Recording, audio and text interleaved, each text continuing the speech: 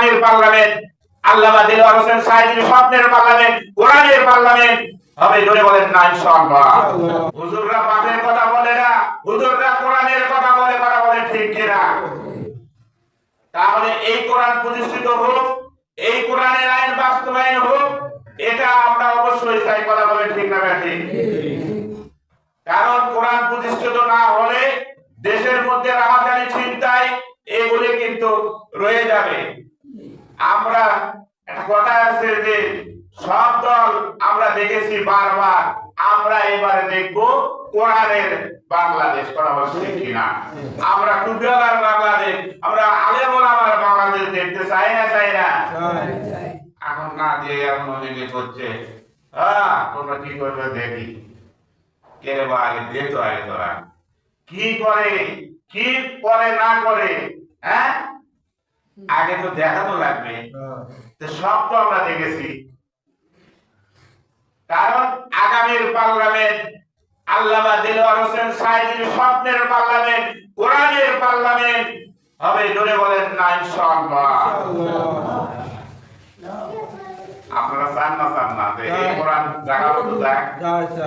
দিদি আল্লাহ করলে শহীদ পদে এই কোরআন যদি জায়গা মতো যায়, সব সমস্যার সমাধান থাকবে না। কথা বলে ঠিক কিনা? আজকে আমরা এর পক্ষে না থেকে আমরা শুধু আজকে পেলাপেলি ফতুয়া নিয়ে, মিলাদ কিয়াম নিয়ে পেলাপেলি করি। কথা বলে ঠিক না ঠিক?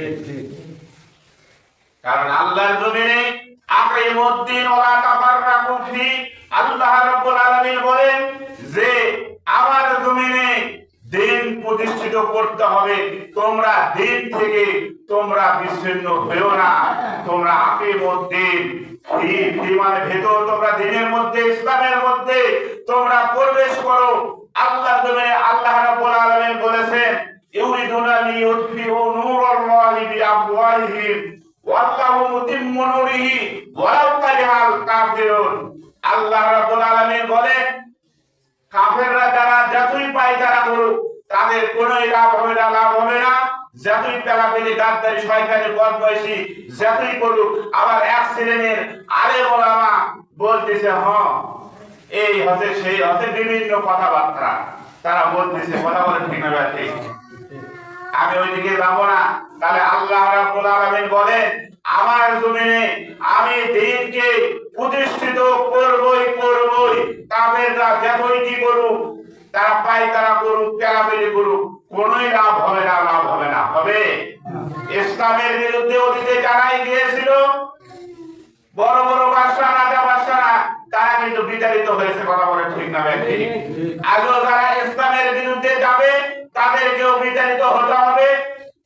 এবং কিছু নব্য ফেসিবাদ পয়দা হয়েছে, তারা ফাসাদান আযাবিয়াতুন, তারা কিন্তু ফাসাদ সৃষ্টি করতেছে। তারা কিন্তু টাকার বিনিময়ে তারা কিন্তু মানুষ মারতেছে। কথা বলে ঠিক না ঠিক? ইসলামী দলেরা কখনো মানুষ মারে না, তারা হক কথা বলে।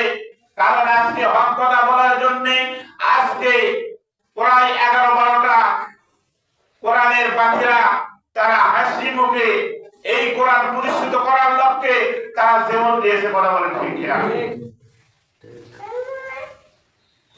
এখন কয় তোমরাই দেখ, তোমরাই দেখো, তোমরাই ইসলাম।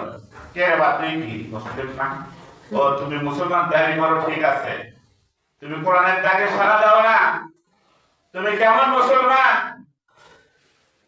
নবীর উম্মত দাবি করো, ঠিক আছে, মুখে দাড়ি আছে, টুপি আছে, ঠিক আছে, কিন্তু তুমি ইসলামের বিপক্ষে কথা বলো। কারণ পৃথিবীতে প্রায় 6 লক্ষ প্রাণী আছে, এর মধ্যে একটি প্রাণী মাত্র কথা বলে। বলেন তো প্রাণীটির নাম কি? মানুষ। আল্লাহ রাব্বুল আলামিন সূরা আর-রহমান, মানুষের জবান কেন দেওয়া হলো? আল্লাহ রাব্বুল আলামিন বলেন আর-রহমান।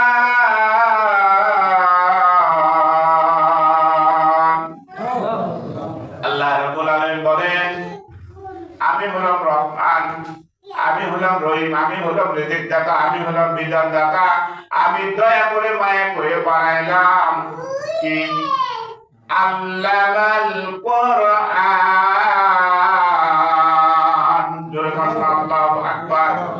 আমি তো দয়া করে মায়া করে বানাইলাম কোরআন, কারণ রাসূল যখন চলে গেলেন তখন এই কোরআনের ধাওয়া পাওয়া হইলে তখন রাসূলের হাতে দিয়ে গেলেন সাহাবায়ে کرام তাবেঈন খেলাফায়ে রাশিদিন, তখন তারা কোরআন প্রচার করতে লাগলেন। জোরে করেন সুবহানাল্লাহ।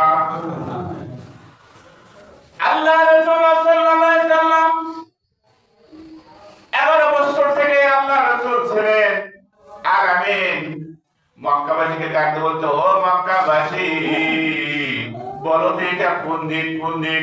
রাসূল যদি পূর্ব দিক বলতো পশ্চিম দিক, তারপরেও তারা বলতো, ও মুহাম্মদ তুমি ঠিক, তুমি তো আলামিন, তুমি তো কোনো অবাস্তব কথা বলতে পারো না।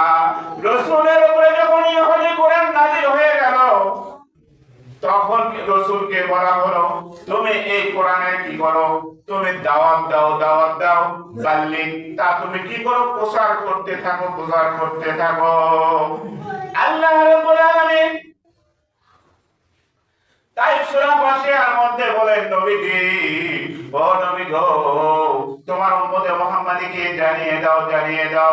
আল্লাহ রাব্বুল আলামিন বলেন, ফাযাক্কির ইন্নামা আনতা মুযাক্কির।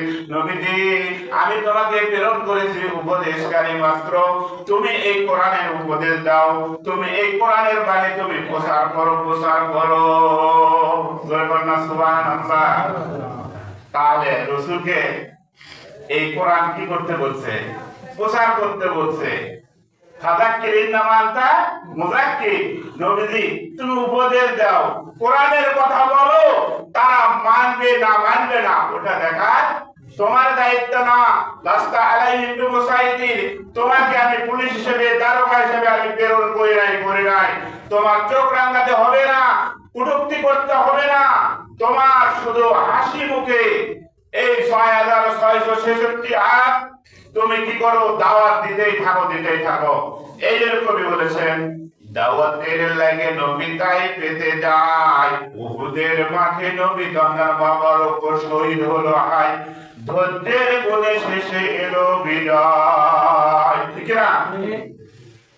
দুর্গম গিরিপথ পাড়ি দিয়ে যায়, যুগে ইতিহাস লেখা যায়, বাতিলের শক্তি ক্ষয় হয়ে যায়, আল্লাহর শক্তি কোনো ক্ষয় নাই। আছে? ওরে ভয় নেই, আল্লাহ যদি থাকে সহায়। ঠিক আছে? রাষ্ট্র শক্তি আসিয়েছিল শয়তানি, সবারে মনে দিয়েছিল শিরক বসায়া, কেউ করছিল মূর্তি পূজা সামনে রাখিয়া, কেউ করছিল মানুষ পূজা দাফন করিয়া। ওরে ভয় নেই, আল্লাহ যদি থাকে সহায়। কোরআন ও হাদিস মানে যারা, নিজ ঘর থেকে পাতা পাই তারা, সেই পাতাকে ওরা ভয় নাই পায়। ওরে ভয় নেই, আল্লাহ যদি থাকে সহায়। দুনিয়ার চাওয়া পাওয়া বড় কিন্তু নয়, আখিরাতের চাওয়া পাওয়া বড় যেন হয়। ঠিক আছে?